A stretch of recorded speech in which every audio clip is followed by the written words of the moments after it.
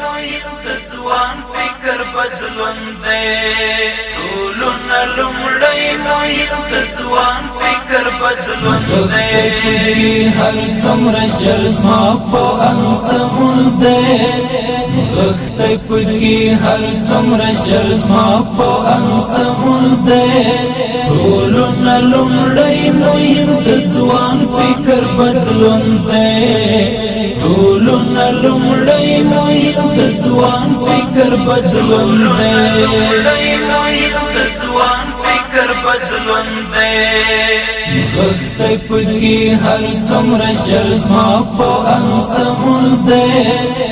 غختی پکی هر څومره جذبه په انسمون دی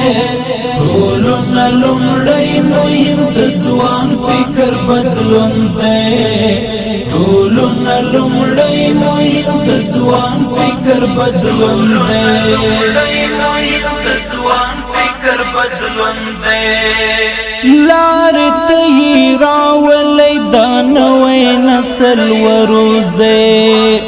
لار ته راولې د نوې نسل وروزه ځکه چې پرې شل کله